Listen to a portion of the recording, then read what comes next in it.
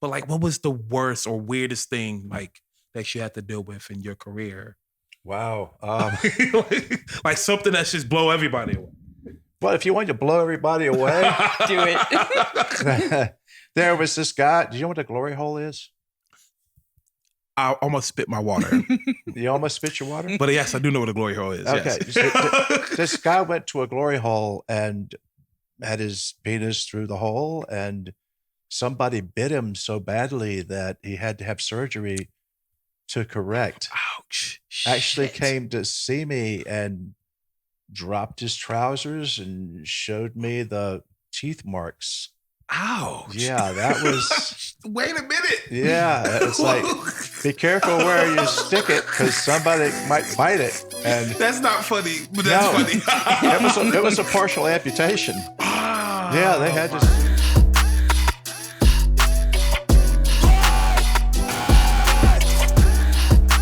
Starring Timothy Ross,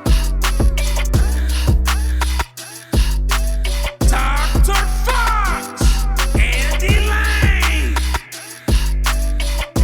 Woo! It's getting spicy.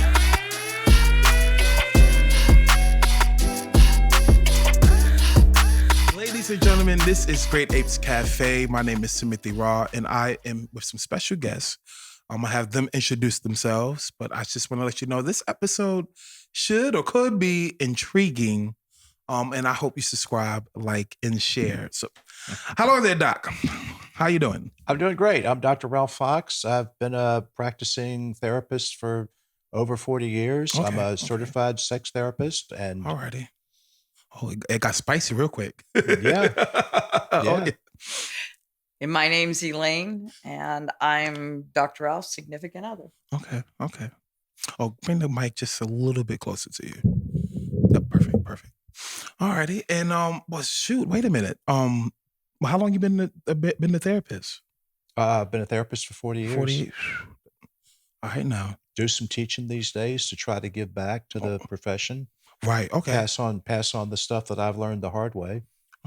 Okay. Well, how long you been well, shit. Excuse my language. How long you been wow. Like it just really kind of down on me. Like how long you been teaching? That's tedious as well. Oh, I've been teaching over 10 years. Okay. So Everybody, like everybody from everywhere, like different people, different.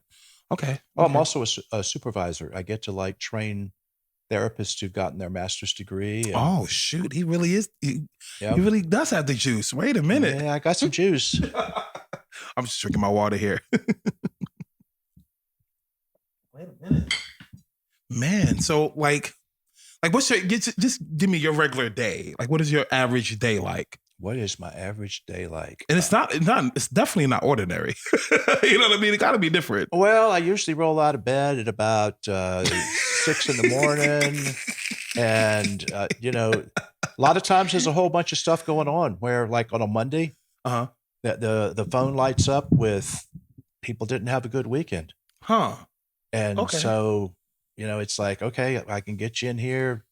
I usually keep a few hours back just in case somebody needs to get in on an emergency basis. Right.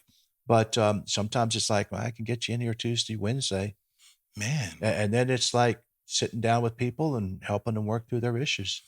All right. So what made you actually? Well, first, what made you be a therapist? Like, what was the drive? That initiative? I have something. The answer, I get asked that all the time. And I know you got to get asked the that answer question. to the question is this: everybody gets into therapy because they've got their own issues, Right. Oh yeah. and then at some point they start out thinking, well, I'm not going to go to therapy. I'm going to learn to do therapy, and then at some point you've figured enough of your own stuff out that it's now you can help somebody else. You're useful to another person. Right.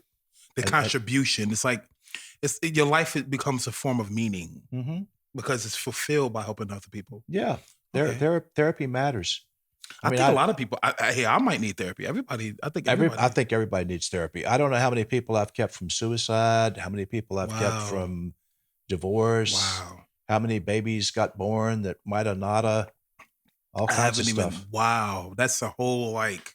Yeah. I'm sorry. My brain. If this is an animation, like my brain would have exploded already. Like like, wow. Yeah. That's definitely different. You everybody personal lives, and a lot of people don't want to be vulnerable. That's got to be like a serious level of vulnerability. Like, it's like you cutting the onion or peeling back an onion of people and getting into them layers to want to like really talk. You know what I mean? And the art of therapy is helping people with that.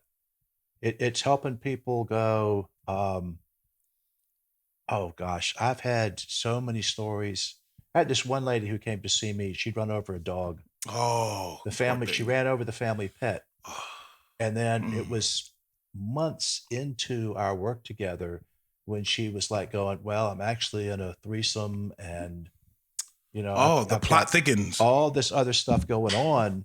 But she spent like months talking to me about the dog before she felt safe enough to talk to me about what was really bothering her. So, wow. That's different. It's almost like a form of reverse psychology. I'm here for this, but I'm really here for this. Right. People need safety. That's the point of a therapist. You've got a safe person that you can talk to. Yeah. That's not really judging you that doesn't know you. There's things you can't say to your wife. Oh yeah, I actually have to agree about that. Mm-hmm. And there's some things that I'm pretty sure wives shouldn't say or couldn't say to their husband. Right. Exactly. As well. So that makes sense. That actually makes sense. Yeah, I think everybody need therapy. A lot of my friends I know, they going through some of their trials and tribulations, and it's like, man, you're not making sense, or it's good to have friends to talk to, but talk to somebody who really know how to help you, how to make sure you get the right tools that you may need, and the right, just the right benefits of telling somebody what they should do from a professional level. So. Well, and that's something I tell people all the time. If you talk to a friend or a family member, they're going to say, if I were you, I would blah, blah, blah. That's true. But you're not. But what might be right for them to do might not be the right thing for you to do. You're right. But let me retract what you said earlier. The fact that you said sex therapist, also like the sex part. What made you decide to do that? What's really interesting to me is sex has been cut out of everything for so long. Right. It's like treated as something different. I mean, therapists are not trained to do sex therapy unless they go back to get specialized training as a sex therapist. Wow. I mean, you would think you would. It's it's crazy that you got to go back. You already did the therapeutic part of getting your PhD and getting all your information that you need to get. And to actually go back just to get qualified to learn how to teach or talk about sex is crazy to me. Especially when you think about there's 8 billion people on Earth. So of course everybody having a lot of sex. You know what I mean? Or we wouldn't have the 8 billion people. Right. Right. Man, that's one way of looking at it. Yep. Well, shoot. My next question to you is, Doc, is based on 2020, we had a whole COVID situation. Have you seen, and not to, of course, break any HIPAA rules or HIPAA violations or patient confidentiality, but have you seen an uptick in people coming to you needing either more sex therapy because of libido or depression or what somebody's going through? The worst thing right now is single people are having a terrible time. If it weren't for online apps, Great, Scott. And then they're like, I want to date. I want to see somebody. How do I do that safely in the age of COVID? Oh gosh. So it's been worse for the single people. How can you also have the thing that men now, because of the Me Too stuff, are afraid to approach women because if they do find someone online, they go to meet them.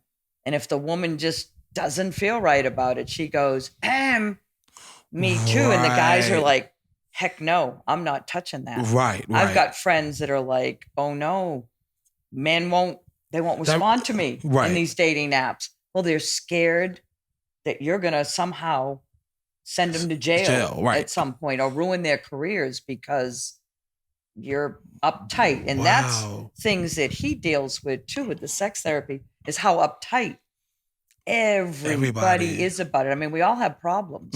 And we can look back at our childhood, but do we really need to bring stuff up 30, 20, 30, 40 years? But some people hold on to that. I know. Like that weight, that baggage. That, you know, sometimes you got to let that go. But some people don't know how to. I mean, I couldn't imagine. It was something that we was talking about earlier. Of course, we're not talking about politics here.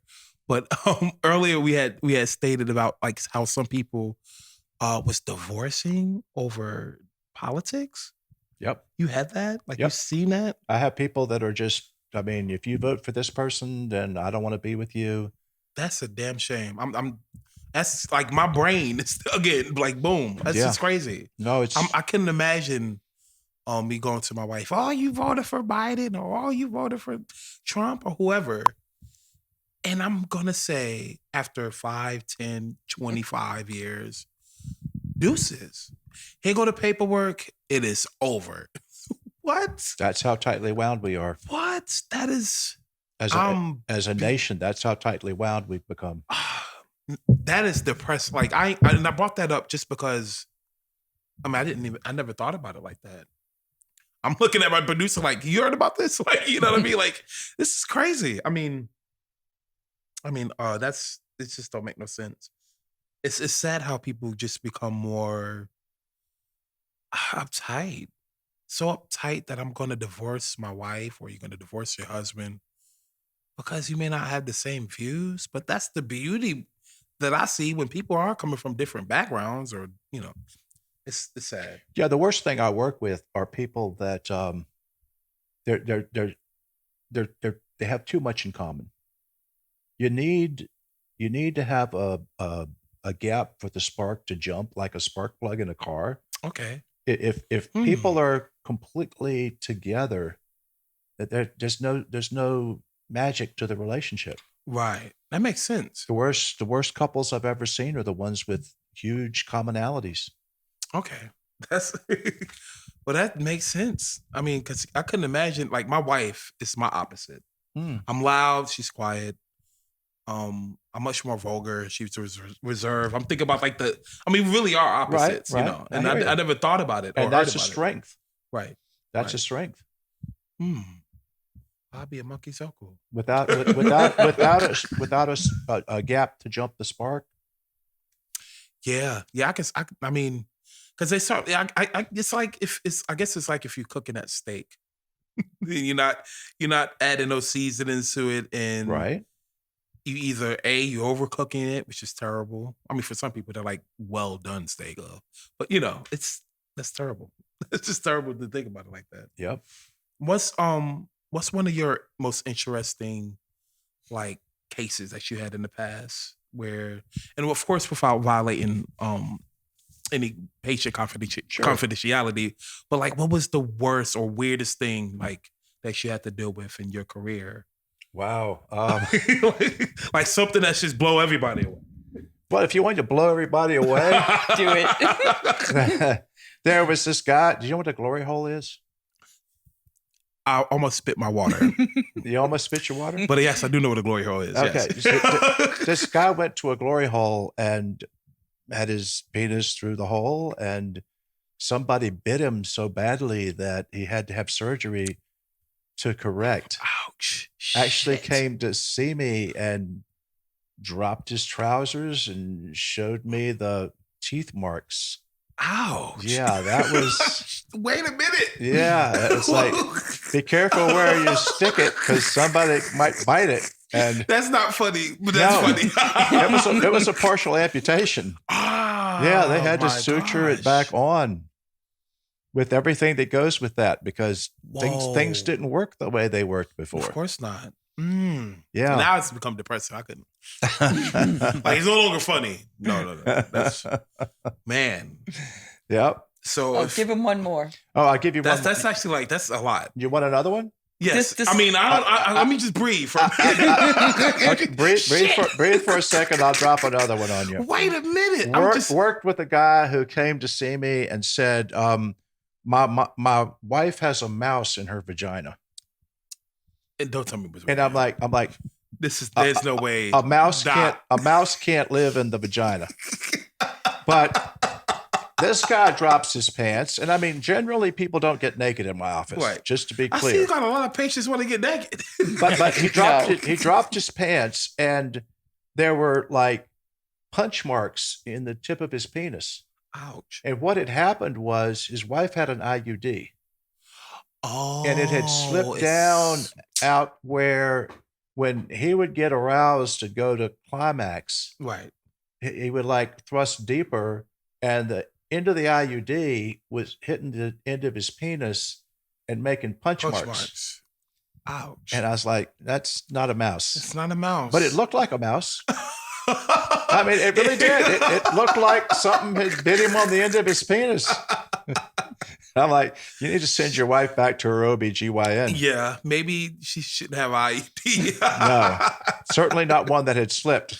Yes. Oh, yeah. Oh, yes. So those are some of the stranger stories, but those kind of get dropped down from time to time. Most stuff's pretty simple stuff like that. I'm stuck in the matrix right now. I'm just stuck on the fact that I'm traumatized right now, Doc. You're traumatized? I might actually need some damn counseling myself on the simple fact of the glory hole situation. I'm stuck on that really bad. Like the IUD thing is like, all right, it's not really a mouse, thank God. you know? Yeah. But that glory hole, oof, man. Bit him hard. That is definitely it. Well, you wouldn't be laughing if it were you. No, I wouldn't. But see, I could easily, of course, say, well, I'm not going to be putting my junk in a glory hole for crying out loud. You know what? Geez. You know what though? let me tell you how people get there. No. This is cool. This is real. What happens is people get to I call it a sexual string. You follow your sexual string down through life, and then when you start out, you're not eating baby food anymore. At first, you're eating baby food. Okay. But then you get to a point where you want hot sauce and sushi.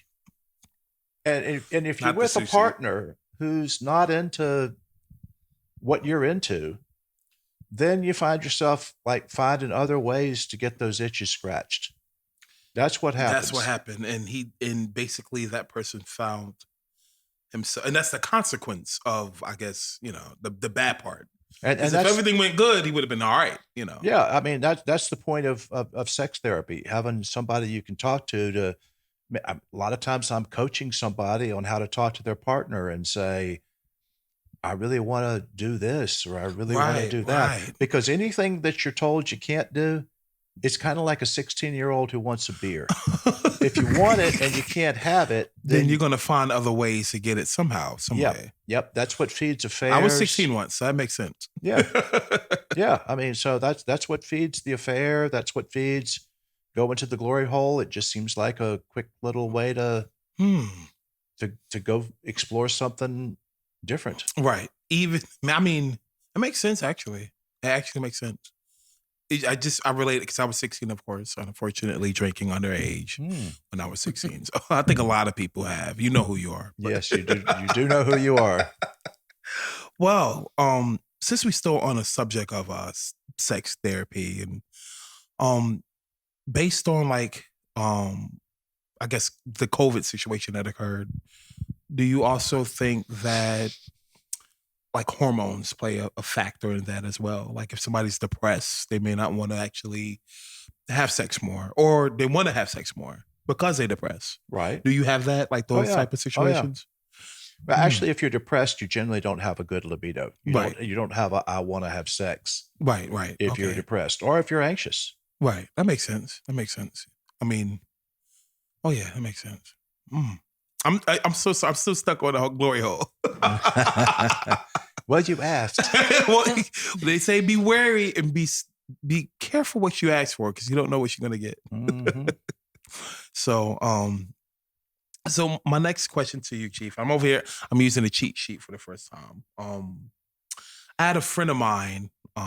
He sent me a link. Well, not a link, but he told me that he knew somebody. He might be talking about himself. You know how they always know somebody. You gotta be careful. But he said he knows somebody who had, I guess he was addicted to porn or addicted to watching that porn. And for some reason, he felt like that addiction is inflicting or interfering with him making love to his wife, basically. And my question to you, Chief, is do you ever have cases like that where men perhaps are not being able to perform based on not having based on watching that too much porn? You know what I mean? Well, I'm not anti-porn, but the problem with porn is it creates unrealistic expectations. Makes sense. You know, like if you're with a partner and you've watched some porn and the person on the screen is just writhing and screaming and all of that. And then you're with a partner who's just sort of laying there and maybe enjoying it. Right. Maybe enjoying but maybe not what's happening, but they're not going, whoa. right. Then it's like, well, maybe I'm not doing something right. And then they start doubting themselves. Well, the other problem with men is as we get to a certain age, and you're not to get too personal, but you're not too young to not have this affect you. If sex stops, it's because the guy's like stopping it. Very rare that the woman stops it. The guy will stop it because he's got performance anxiety. Oh, that makes sense. You don't want to go to the ball game with a limp bat. Shut the front door. And if you've got like a limp bat and you go to the ball game, it is embarrassing for a man. Yes. Especially when that plays so, like, you know, a lot of men think they are man just because they have a penis. You know what I mean? You know, not just have a penis, but can get an erection. Can get an erection. I gotta drink water. Yeah. Man, I'm just still thinking. I'm like, so people really. I really never thought about that. I always thought it was the females would be not initiating sex. Nope, it's the male. It's the male. Well, the female can get really tired after things like childbirth and stuff.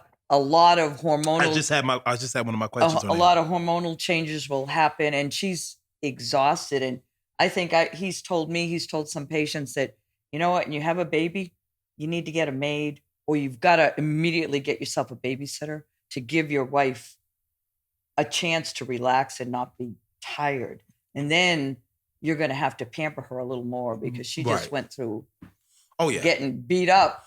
Literally. So you have to spend more time, draw the bubble bath, do this, do that, make her feel beautiful again while her body's recovering from trauma. Yeah. But that makes sense. And then the withdrawal, if it withdraws and then it keeps withdrawing and then performance. I mean, it really it's so interlaced. And that's what you're thinking about is the woman's pulling back, I think. Yeah. But it is a combo of both. Yeah. And that makes sense. I mean, one thing, first of all, shout out to all females anybody who's a mother, right? I saw my wife gave birth. That was like a alien action sci-fi movie all at once. Like I was like, whoa. You know what I mean? It's one thing seeing it, but when you actually there and it's a lot. It's a whole bunch of flood of emotions, and it's like the coolest, dopest shit I've ever seen in my life. So, but I do agree. Yeah, it definitely. I had to pamper my wife a little bit more, and I was kind of threatened to do so by my wife. Wasn't necessarily like I had a choice. I love you, but you know she's gonna watch this. Of course, she normally don't like watch it at some of my podcast episodes because she think we be sounding like a bumbling band of baboons. And she might be right. But I think she might find some intriguing things in here, hopefully. And I'm definitely looking forward to it. Like, oh, you did this episode? You know, I'm looking forward to that. Because you don't know. The thing is, sex is the cement that holds a couple together. Oh, yeah. You know? Do you think, well, not just be on the subject of sex, do you think couples have too much sex sometimes? I have never in all of my years had anybody come in and complain of having too much sex. Who would? Who would? It makes sense. You have, though. You've said sometimes you've had men come in and say she's insatiable. No, that is true. And they can't perform 4 and 5 times a Oh, gay. so it's like borderline, like the woman's a nympho, perhaps? Sometimes I'll have a situation. Usually that means there's been some kind of childhood sexual abuse. Oh, so Yeah, and it goes two ways. If you're sexually abused as a child, you go to no sex or way too much sex. That makes sense. I never thought about it like that. I guess it's a form of, yeah. I can see that. I can see how You're trying to fix the wound. It's like I'm trying to like heal from something that. So you're gonna run towards it, right? Or away from it. It's the same, almost a similar concept of like when you see a child grow up in a family and the mom or dad is addicted to drugs, and it's a two-way street. Either they're gonna do drugs or not. Right. So it makes sense. It definitely makes sense. Hold on, I'm over here using my cheat sheet again. One of my friends said, he said he said, I need you to ask Doc this. He said one of my coworkers, he said he needs porn to actually have sex with his wife. Is there any help for this guy? This is crazy that he has to do this. I don't know if that's considered crazy, but he actually had to watch at pornography during sex. Do you think he has some form of a problem? Well, I'm actually not a big fan of the word pornography. Pornography is illegal. Pornography involves children or farm animals, people. Oh gosh, creatures. Well, I'm not trying to people they can't give consent. Yeah. You know, I mean, you know, your goat can't say this is okay. Well, definitely not. I'm pretty sure he's not talking about any bestiality. No, I'm pretty sure he's not talking about zoophilia. Okay. Erotica. Yeah, film. I prefer erotica. But how do we make a definition? Normally, when I hear the term erotica, I think about like, you know, I'll be downloading my ebooks, and you could go to the erotica section. You know, normally I think about that when I think about erotica, but that makes sense. Pornography probably does. It's under the umbrella of all of that you said, and I definitely don't agree with none of that. But there are tons and tons of couples that some kind of erotic material is part of their arousal. I'll give you an example. I was working with a guy who was in his 60s and had a problem with his libido. He didn't want to make love to his wife. And seeing him separately, I said, what's the problem that you don't want to make love? Right. You used to want to make love. And he's like, well, yeah, what changed? That was like 38 years ago. And he's like, she doesn't look the way she used to look. So I think one of the problems with looking at erotic material is it typically is younger people, and we kind of norm on that. There's not a lot of permission in our society. Actually, the best example of this is the movie As Good as It Gets. Jack Nicholson. Okay. And I forget the female lead, but there was a big deal in there about they were trying to make love, but they were older. And it was like, she doesn't. And there is like this misconception that older people don't have sex. And that's a lie. Trust me. Yeah. I know. That's definitely a lie. No, I work with older people all the time. One of the most interesting things that I get are guys who Cialis doesn't work anymore. Wow. And they'll go get an implant. I have never had a couple. They have to adjust to it. Right. But I've never had a couple that go, oh, we're sorry we did this. Oh, so they actually helped them out. Oh, basically. My gosh. I mean, I had one couple that called it the RoboCock.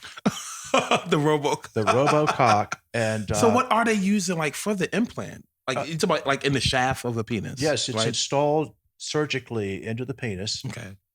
And this one couple that I worked with actually she's like, honey, why is there a white spot on your penis? And they'd actually worn the skin off. Oh, wow. And could see the implant. Ouch. And they had to go, well, yeah, but they went in and took a little piece of skin out of his cheek and makes sense. Same. And put it back on and sutured it down. And but they were having sex like they were rabbits. when you have an implant, it's almost like you end up with a third testicle. Mm-hmm. You sit there and that's the inflator. It's a lot of the pump is down there. So and they still get the sensation and everything? Yep. I guess it makes sense because then the shaft is not messing with the head of the nerves penis. are fine. Everything's still intact. So they feel everything. Mm-hmm. Oh, so they like back at it. I can imagine. Well, shut the front door. So I mean, you've got like people in their 70s and 80s having quality sex. Well, dang. You got a lot to look forward to. if the equipment doesn't work, you can have an implant. That's good to know. You don't have to give it up. Oh, no. That makes sense. Well, my next question is, just to get off the topic of sex a little bit. I mean, of course, we're going to end up going back on the topic. But what I want to talk about is how does it feel being you? Like, you impact so many people on the level of saving somebody's life. Like, I couldn't imagine if somebody called you 2-3 o'clock in the morning, like, hey, doc, this might be my last day here. You know what I mean? And then you having to use the right words and the right things to actually utilize to get this person help. Have that ever happened to you? One interesting thing that I want to say is I take suicide so personally. A good friend of ours recently suicided, wasn't a patient of mine.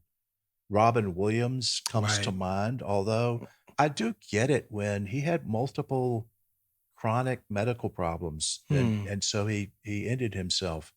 Okay. And I get it, but it's just like, don't do that on my watch. Right. I mean, call me. I'll pick up. Right. We've got a national suicide line that people can call. It's sad. Make sure DJ Barbarian, he put the National Suicide Number hotline on the bottom of the screen. I'm just making sure he get to put that in there. But it's sad. I realized the uptick of suicide have to be like global, especially after 2020.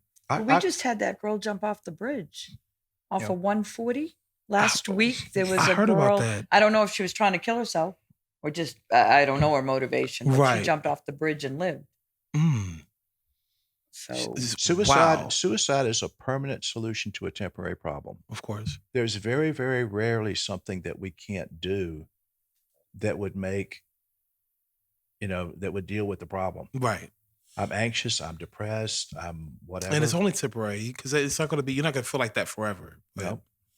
I know I had a friend of mine who had committed suicide, and I mean, you couldn't tell me if somebody would have called me and say, Tim, he was suicidal. I would have been like, that's not possible. Like, he just got a new girlfriend. He got a new car. He just went in college. What? Like, you know what I mean? But you never, sometimes you just don't see those cues. But the thing is, what are the cues? What are the cues that you normally see in somebody who want to actually commit suicide? Generally, people don't, if they really want to kill themselves, I mean, we can put them in the hospital for 72 hours. Right. But if they really want to do it, you're not going to stop them. And that's sad. It is. The main cue, though, is they have a plan. Yeah. You usually test people. What do you have a plan? Oh, yes, I'm going to take 22 pills and mix them with. If they have a plan, that's usually what you've told me is your trigger. Like they form a contingency plan. They've got the whole thing sorted. Yep, this is how I'm going to do it. That means they've given it way too much. Someone say, "Oh, I'm suicidal." You're not. Right. That's different, I think. I mean, what you've told me.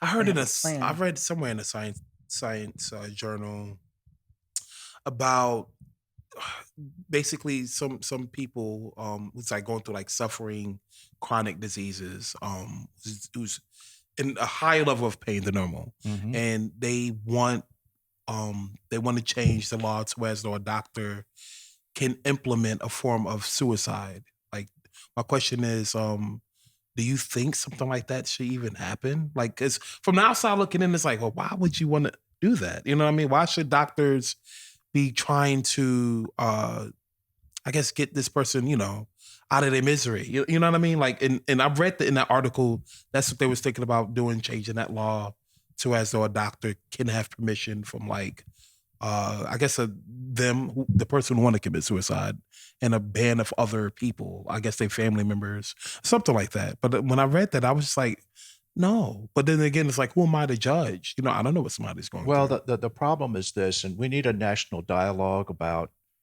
uh, terminating people's lives. Right. But there is a level of pain when I work around people with cancer. Mm-hmm. There's a level of pain that we can't give you enough morphine Mm. to stop the pain, and you're like writhing in agony. Right. And I choose those words on purpose. And it's like I kind of get it when that's how you feel, Right. and Right. you want to just be over, but instead we kind of like give you some kind of palliative care. And Right. I mean, you wouldn't do that to a dog at the No. vets, No. and yet we do that to humans. Humans. Right. So It's sad that we live. It's sad we live like that. I mean, it's unfortunate. I just couldn't be. I couldn't imagine like if I just knew of one of my friends saying, "Hey, they suicidal," and they want to turn around and say, um, you know, I'm gonna go talk to the doc. Yeah, on this date, my life would be over on this date. Like I couldn't imagine that in the future. You know what I mean? I couldn't dare imagine that. So, but man, I appreciate you for what you're doing. You out here, impacting. I don't care if it's 2, 12, 40, 50 people, 150 people, 1,000. You know, it doesn't matter. The fact that you come in these people's lives and you are giving them a form of purpose. You are giving them a reason, a justifiable reason to exist better than what they was a week ago or a month ago. You know what I mean? Or even continually to do that. I really appreciate that. Thank you. I know sometimes it gotta be tedious. Do you find time for yourself, Doc? I try to. Self-care is important. And that's one of the things I say to the people that I'm training. You got to take care of yourself. You can't take care of other people. If you don't have water in your bucket to pour out with somebody else, then I wish my wife was here. I'm so sorry I got to interject. If she need to hear those words, you have to take care of yourself. Self-care is important. It's very important. It's like my favorite example is when you're on the airplane and they give you the lecture about the oxygen masks. Oh, yeah. And I like to turn around because I'm just wired that way. And I'll look back down through the cabin and I'll see women going, no, I'm not going to put the oxygen mask on me first. I'm going to take care of my child. But if you try to take care of the child and you pass out, both of you wind up with brain damage. Right. You're right. So you got to put the oxygen mask on yourself first. And it seems self-centered, but it's important. Right. It makes sense. I guess we naturally would, because even in that situation, I never thought about it like that. If I got my son on the plane and the oxygen mask fall down, I would try to put the mask on my son first. Nope. But it makes sense for me to put on first, so I can figure out the other oxygen mask put on my son. Mm-hmm. I mean, Stevie Wonder should be able to see that, but it makes sense, Doc. It makes sense. Well, I've had a lot of years to think about it. Well, oh yeah. So when's your next? Since COVID happened, like what's the next time you actually gonna go to like the physical like classroom setting? Oh gosh. Nobody knows. Nobody yet. knows? Nobody knows. I think it's so weird, like learning something from a computer. I mean, it's one thing like doing computer classes, right? Mm-hmm. But to actually do everything through a computer, I feel like it's something missing from tangible. Like you right here, I can touch you. You know what I mean? But when you're on that computer, it's like you're not getting the full. Going to conferences, you get a chance to sit down with colleagues for dinner. You go to lunch. You know, you kind of like rub elbows and shoulders with each other, right. And it's invaluable. I had no idea how much I'd miss it. Oh yeah, until COVID hit, and I'm talking to multiple colleagues who are just going, I'm so virtual. I don't want to do virtual. I want to fly to wherever and, go out to dinner and go to lunch and have serious talks. Right. Human contact. Yeah. I want to be able to sit down in an area, and if for some reason somebody in the corner farted and there's gas, at least I know I'm in it. Like, you know what I mean? Like I'm there. Like that's a weird statement, but no, it's true. It's very true. I mean, it's been hard on everybody that I know. We're all kind of suffering more than I would have thought. basically, to be a therapist, I'm not an extrovert. I'm an introvert. Okay, wow. Yeah, you wouldn't think I that. wouldn't think that. A lot of therapists are introverts. Introverts. So we draw strength from, The I don't extroverts. know, sitting on the porch with an adult beverage and I like how you use the music and adult beverage. Be specific. Is it whiskey? Whiskey, Chief? bourbon. Bourbon. My man. Man. But like, I don't know if I don't think I answered this question, but during COVID-19, like, what did you do? What did you have to do with yourself and patients that was going through all of that? Well, about half of my practice has gone online. Wow. Yeah, at least That's half. weird. Yeah, it's true. Half? At least half, maybe more than half. Some weeks it's more like 3/4. But and I've got a couple of colleagues who are immune compromised for various reasons, and they're doing total online. They don't see anybody in their offices anymore. And I'm honestly not sure we're going to come back from that. This may be the new normal. And it's a weird normal. I mean, it's scary to say, well, we ain't going to do what? You know what I mean? Like, I don't want to think that. We're not going to come back from what? But then I've got people that'll drive 2 or 3 hours to be here and sit on the brown couch and talk to me. And it's humbling. Oh, yeah. They'll be here for like 45, 50 minutes. They'll get back in the car, drive another 3 hours because they just want the experience of sitting here eating. I like to serve a nice chocolate and a cup of coffee. And, and I'll have people that'll come and they just want the experience of being in the office. It's different. I mean, it's definitely good. You got the lighting. Now I think about it, I'm actually relaxed here. No, that's so relaxing. It's a safe place. Yeah, but it's funny here. For some reason, you got like this whole. How should I put it? Like, you ever heard of the artist Bob Ross? Is that his name, Bob Ross? Yeah, Bob Ross. He does awesome paintings, and he just talk calm, and he's like just down to earth dude. You got to see it one day. He's awesome people. That's awesome art. Got to check him out. And that's what the vibe I'm getting here, just for being here, and I definitely appreciate you having me here. No worries. And it's like I'm just calm, like in a zen mode. It's very zen here. It's good. When there's holidays, we decorate, and it gets a little kitschy in here. But some of his patients don't decorate at all, so they look forward to coming here. Like at Halloween last year, the few that would come, we had a skeleton, and every week I would change the skeleton into a different outfit. And his patients were, well, all right, they came, it was sitting right where your producer is. It's like, okay, what's he dressed? What's going on? And 1 week he was a woman, 1 week he was a man, 1 week he was a pirate. Right. And I just for like a month kept changing his outfits. So sometimes people come here for the holiday because at Thanksgiving they're going to see stuff, and Christmas there's a tree, and Valentine's Day. Sometimes Valentine's Day is hurtful because they've got broken hearts, but then it gives them something to talk about and say, that makes me sad. And then we got the crazy chicken on here that dances, and there's always something that moves here because he'll have, sometimes I kind of said, maybe you should do this. And he'll have people get up and push it, and it dances around, and it'll totally break a mood. Or if you have someone in a mood, you'll make the chicken dance across the table, and it'll break. They'll just start laughing instead of crying or something. Right. So if you're introverted, my question is now, and this is personal, so don't come after me. If you're introverted, then that means you're most likely extroverted. Am I correct? I'm extroverted in my own space, but if I'm in a strange group, no, I'm in the corner. You're in the corner. Yeah. It makes sense. I'm a bit strange. I like how I made it about me, how narcissistic I am. Ladies and gentlemen, this is Great Apes Cafe. DJ, how we doing on time? Are we still good on time? Okay. Any questions y'all have for me? Before I even ask you that, if his day is like crazy, how do you bring balance to his crazy day? Like, because it seemed like you got the Zen too. You got the Star Wars thing with the whole, let the force be with you. What do I do to make it better? I don't know. Tell my crazy stories from my day, which are totally different than what he experiences.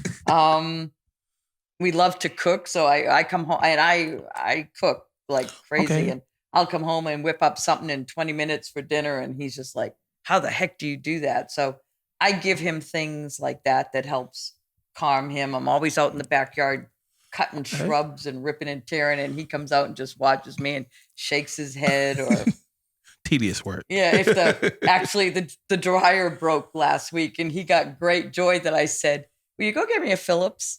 So he went into the garage and got me a Phillips, and I fixed the dryer. And wait a minute, he's been talking about it all week, saying, I can't believe. And I fixed the hot tub. Shut the front door. So what I do in my work is I'm very mechanically oriented. I'm not academically. I work with my hands and work with people, and so that entertains the heck out of him and keeps him. It's like, yeah, she can do this. She can go take the engine out of the car, and he just loves it. He'll get his chair and he'll get his adult beverage and watch me do this stuff, and it's cool. Oh yeah, because that's what I am. Wait, well, where are you from? Massachusetts. Shout out to Massachusetts. Shout out. Shout out to, you know who you are, Jeffrey. I salute to you, Chief. But yeah, man, where you from, Chief? Central Virginia. Virginia. Okay. Two different vibes, two different energies. Mm-hmm. I love it. Well, do you have any questions for me? Nothing I can think of. Any other topics do you want to? Did any of your friends some of the topics I literally like just skip. I go over it. I don't know. I mean, you wanted sexuality. I will tell you this. This is an interesting thing. I'll have people occasionally approach me and say, "So, Dr. Fox, I've got this friend who, blah blah blah." But if they really talk about themselves, and then I'm like, I'll ask some obscure, some obscure question that they can't possibly know unless the friend is them. And then I'm like, busted. I know you're asking me. Oh yeah. I know you can probably get that a lot too. I got this friend who, and I'm like, yeah, I bet it's you. 9 times out of 10, it's them. Any questions you have about kink or fetishes? I do. There's some that kind of. I was world. Okay, so this is why I was a little bit nervous. I was a little bit nervous about like bringing this up, y'all, because I'm like, this about, you only get that first time, when you meet somebody for the first time, you only get that one good first time. I'm like, I don't think that I want to bring this up, but I forgot I am in a sex therapist house. So Doc, one of these questions was, he wanted me to ask about what voyeurs are. And he think it's weird, I guess, for one of his friends said he's a voyeur. And a voyeur, by his definition, is watching his loved one have sex with somebody else. Okay. And I guess he got asked, he could come over and watch with him. And he's like, no, I can't do this.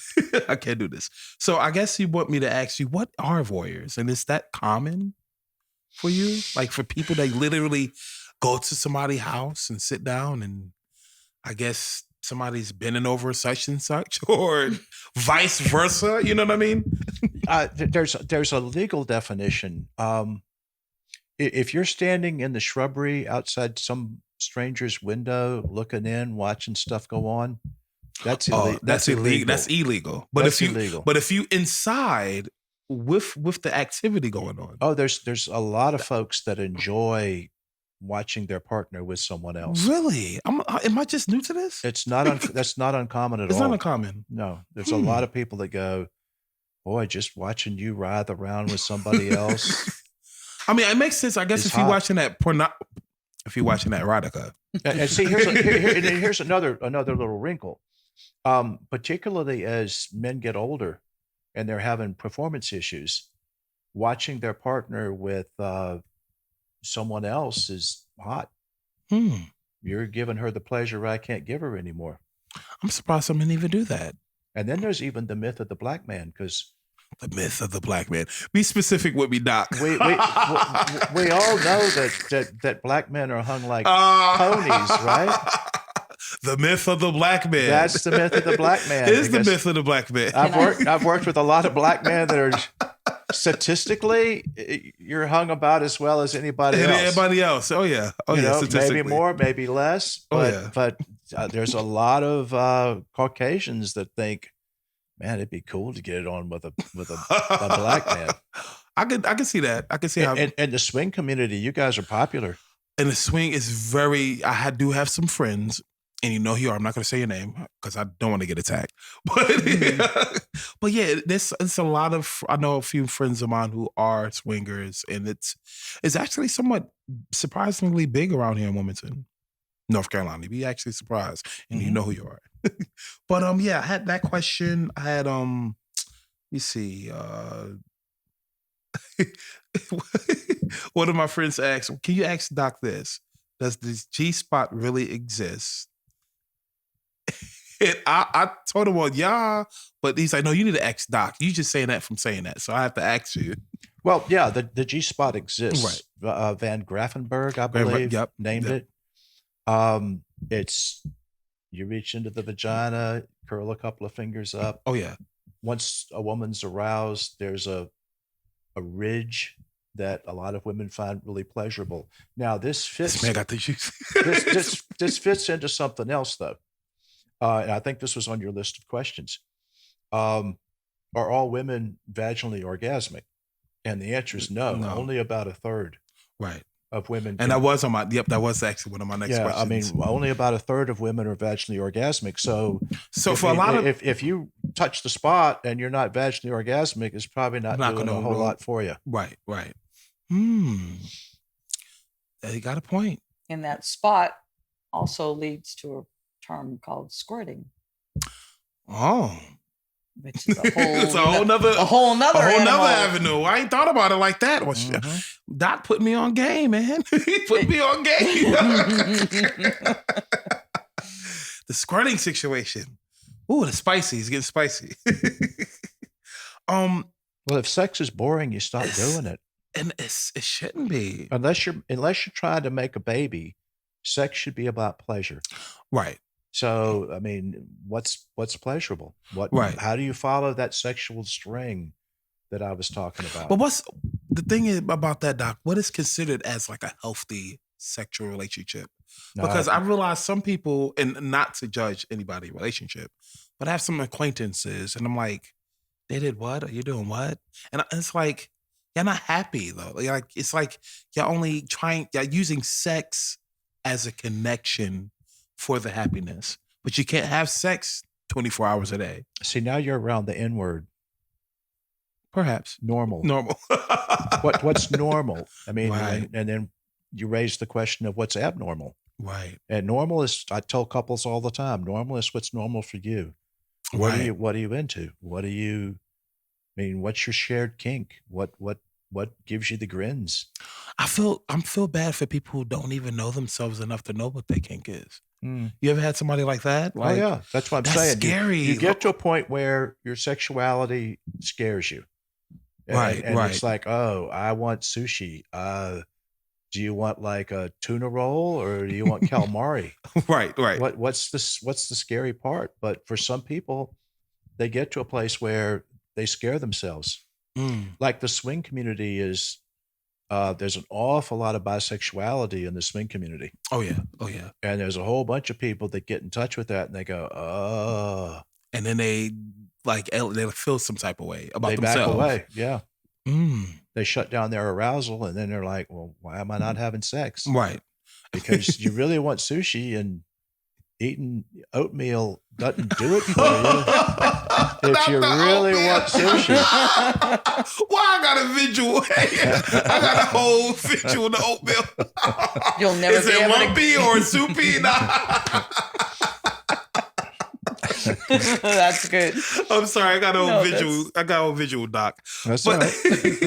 Not meant for you to have a visual. Wait till you try to give your child oatmeal. That's gonna be the time you're gonna go, wife, honey, I can't do this. And she's gonna say, well, what the hell you mean? Oh my gosh. I feel like I know some acquaintances of mine, they didn't come out fully out. Like they inside, they represent the LBG. I'm missing other letters. The alphabet community, We're all the time meeting to figure out what letters we're going to have. There's so many letters. I mean, I mess up all the time. And one of my friends cursed me out because I didn't say the letters correctly. But you know who you are. I love you. But anyway, there's some people, they didn't fully come out and they don't know how to come out. Probably based on their environment, based on their family relationship. Right. But what's the best thing for somebody like that who didn't fully come out and they're scared from retribution from their friends, family members, probably even their partner? That got to be a lot. Like I couldn't imagine not telling the world. Like for me, it's easy. Everybody, I guess the norm is being heterosexual, right? But it's you get some of these biases and you start hanging out with certain groups of people and they start looking at you like, you shouldn't be hanging out with such and such, or he might be too flamboyant. You know what I mean? Like what, like I feel like people should just be themselves. People should be able to be themselves. I think it's easier along the coast. If you're like inland somewhere, the flyover states as they're called, right? I think it's a whole lot harder. I mean, if I Really? were an alternative sex person, I don't think I'd want to live in Alabama. Or, not to pick on Alabama. Shout out to Alabama. I'm just saying. I mean, there's places where it's really not safe to be, in those places and be out. Oh yeah, some people feel like I know a friend of mine. She and her lover, they won't hold hands. They live in Wilmington, but they won't hold hands because they just don't want in public. Yeah, in public, they won't be. You would never know. You just think they're friends, but they're married. They're happily married, and it's just it's sad that they shouldn't be able to let the world know, hey, I'm here. I love my partner. Forget what everybody else think. I would say there's two things. There's either an external issue like family doesn't approve, or an internal issue where they've got their own stuff going on, where they're going, I'm not okay with how I am. I don't want to be this way. I get that in the office a lot. I remember one Baptist pastor stalking around the office going, gosh, I'm gay, okay? And I'm like, yeah, I'm perfectly fine with you being gay. Right. But he had a major issue with the fact that he was gay. Wow. And a Baptist pastor. That had to been, he was clashing for a lot. You can't come out to your church if you're a Baptist pastor. No. That's not going to fly. No, that has to have been he can't come out. He got to, what's the word? Become disfellowship. You know what I mean? Yeah, exactly. He'd have been like booted. He'd have lost his job. So, I mean, there are situations where people are in. That's a real situation. Like I never thought about it like that. Yeah, like, tough spots. You're a pastor and you're going to lose your job. And it's like, and then you throw religion in there. That's a whole nother. He had a wife and kids. And, oh, wow. Yeah. Shut the front door. Yeah. And then all of a sudden, hey, love or wife, I have to tell you that, I'm gay. Like that had to have been crazy. Did he ever come out adequately? Not that I know of. And it's sad if he actually be in a closet the whole time, because I feel like he wouldn't be able to really be himself. Nope. And I'm not the judge. I'm not trying to judge. I'm just being optimistic here, or trying to be. And it's like, hey, if anybody's in a closet and sometimes you can't come out, I mean, I guess it makes sense. But it's just sad. I mean, I feel like me being a heterosexual, I kind of got it easy. Hey, everybody know I'm out, married, so. Right. It's easy. But for some people, it's just not that easy. Nope. And they act like this is a third world country like Afghanistan, where if you represent LBG anything, then you could be put to death in some places. Oh yeah, easily. What's it? Shrala law, Shira law. Yeah. That's yeah. It's serious. That's why sometimes too things like the swinger lifestyle. It's a close-knit group, and it allows you to be who you want to be. Right. And it welcomes in lots of, they don't care if you're transgender, if you're bisexual, if you're lesbian, it doesn't matter. It doesn't matter what your kink is. If you like touching men's ass, you're okay. Right. That's what you can do. But it's all about consent, and it's about both parties. If you're in a couple, you have to both agree. There have to be rules. Oh yeah. And you don't betray each other. You're out. You're open. You're out front, and you go, "Hey, honey, I want to go have sex with somebody. Right. Or no, I don't want you to. And it's like, okay. Right. So it's all consensual, but that world sometimes lets people relax. And I think that's why it's such a bigger trend is that all kinds of sexually oriented people can go into a non-judgmental space and be that's probably the safest anything place they want to be because nobody's going to judge. Right. Because we saw somebody walking down the street that had a T-shirt on that said, "Don't yuck on my yum," and it was from they had gotten this at a function that promoted alt sexuality and kink, and it was like, wow, that really kind of said it pretty good. Don't yuck on my yum. Everybody, we all have something. Like you might like to kiss your wife's toes, right. And some other guy's gonna go, yuck, that's gross. Right. But that's my yum. Yeah, it's your yum. Oh, yeah. So it gets that simple. Sex sometimes, I think, gets that simple. That it's, I like sucking my wife's toes. Okay, right. Great. Do you think we make it, we do the most, like, as people about sex? Like, we make this thing like a taboo situation. Like, it's like, oh, you shouldn't be really talking about it too much. You think we do too much of that? Well, that's why I became a certified sex therapist, because the average therapist won't talk to you about your sex life. And I didn't know that.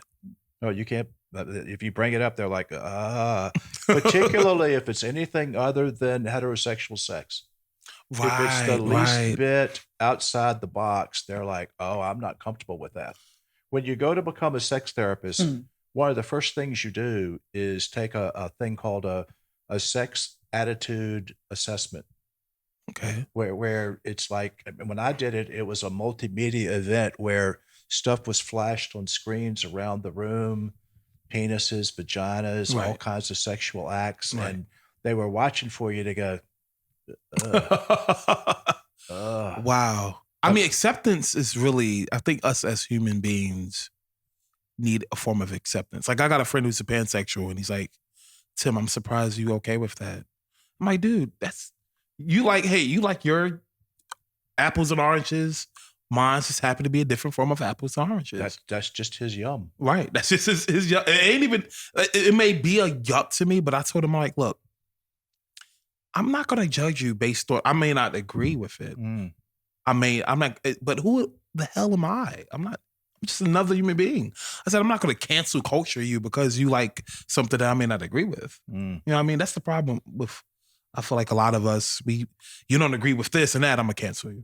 Or I'm going to get a divorce. You know what I mean? Or I'm going to do this. It's crazy. Has any man ever come up to you and said, wow, I find you attractive, I want to do you? No, I would feel, so even now, I was like, wait a minute. I'm a heterosexual. No, I know, but if you were... But the thing, I never had nobody actually come up and say, I want to do you. No. Okay. I'm like, look, hey, I'm straight. I'm sorry. I might know somebody who probably, get you somebody who, who I can hook you up. I might know somebody. I'm straight. I'm good. I appreciate it. You tell them I look good and all. Thank you for the compliment. Right. Like if you're on a dating site, thank you for the compliment, but I'm not interested. Right. And it goes that way for anybody. Kind of approach. It's like, ooh, no, thank you, but I appreciate it. Good luck in your search. And that's it. And that's like, that's as complicated. I've had a woman come up to me a long time ago when I was in high school, Massachusetts, Provincetown. Okay. We would go to Provincetown to see the gay people. Right. And we were in a bar and a woman came up to me and I was like 18 years old and she said, hey. And everybody went silent in my group and I went, I'm flattered, but no, thank you. And she went, okay. And she took off and I was traumatized. I was like, I can't believe what just happened. Oh my gosh, just happened. But I handled it right. I just said, thank you, but no, thank you. It's like, okay, bye.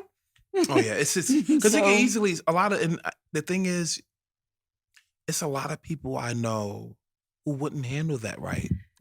I know they wouldn't. And you know who you are. I just know they wouldn't handle it right at all. I mean, that's non-judgment. And I didn't realize what I was getting into as I become an adult. Non-judgmental. Okay, so go ahead and do what you want to do. I don't want to do it with you, but go ahead. Right. Man, that's, some people I'm thinking like in my brain right now, it would be they'd be straight ignorant, not ignorant, ignorant about I like it. You know what I mean? Straight ignorant. I like that. That's actually very good. That's not a word, by the way. Well, no, it could become a new. It could become one. Yeah. It's funny the stuff though that will go on Saturday night, and then the next morning, people are in church acting like they're totally. I get that a lot. Totally, no, I would never do what I did last night. What you did last night? But you did do what you did. I mean, it's church. Religion is weird. It's like I always tell my friends, because I got some friends who are actually very religious. I'm like, look, I question religion, but I don't question God. That's just my concept. I think there's some truth in our religion, so to speak. But I'm not tethered to one particular religion. But there's some truth in all. But who am I to actually party like a rock star Saturday? Do all the taboos that's mentioned in something like the Christian Bible, and then turn around and ask for forgiveness on a Sunday. I'm like, that's self-contradicting. And then do a repeat later on. Yep. It's hypocritical. I'm like, that's very hypocritical. I'm like, you better off just not going to church at all if you're going to do all of that. Don't straddle the fence. You know what I mean? Either you're all the way in or you're all the way out. As some of my friends would probably say, treat that like the military, either sign in or you sign out. Which one is it? Well, you can still believe in God and believe in sex too. Oh, yeah. And that's kind of a disconnect between Which some is crazy. religion is that, oh no, straight and narrow. But you know what? God loves you. Right. Whether you're doing what you're doing or you're not doing what you're doing. Right. So here's a good thought. If God was against sex, explain the clitoris. Very true, because the clitoris is a quite complex situation, and it's also intended. A penis is about being able to relieve yourself, right? But a clitoris is just about pleasure. You're right.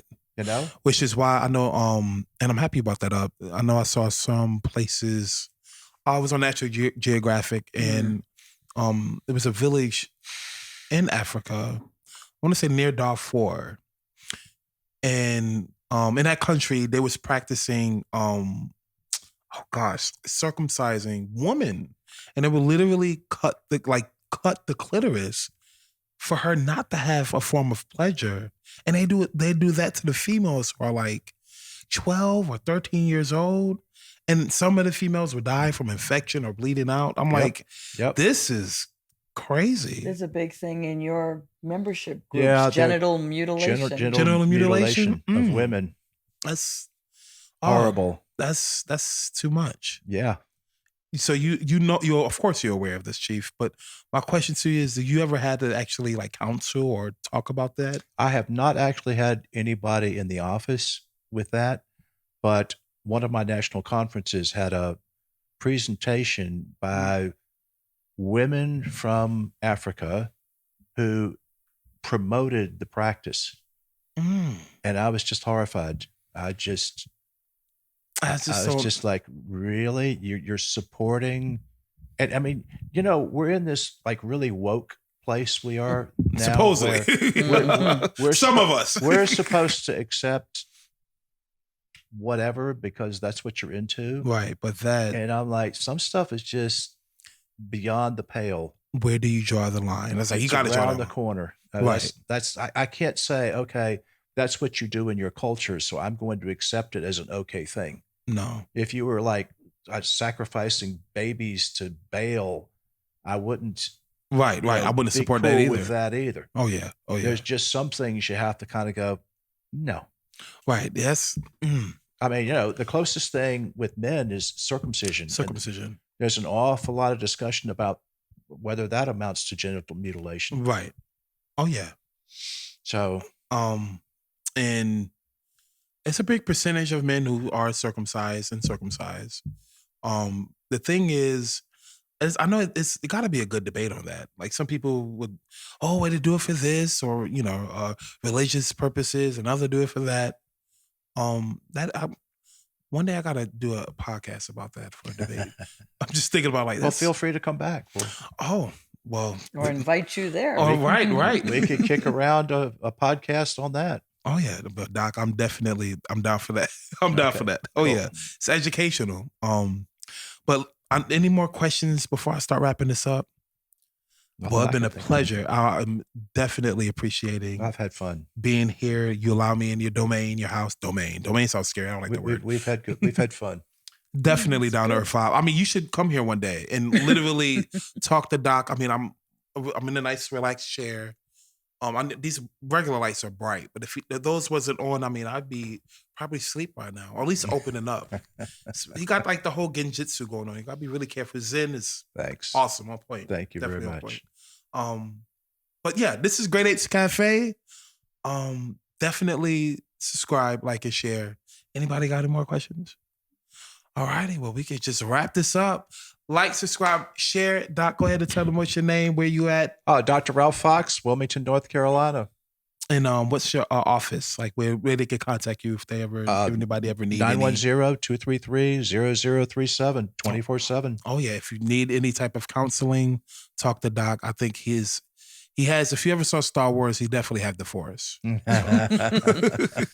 it's a pleasure also having you. I appreciate you being here too. Oh, that's been great. Joining together. I'm happy to have a woman here to actually talk about all of that. So it gives it a little good size. It had both genders of talking about things like sex. This is Great Apes Cafe. Deuces.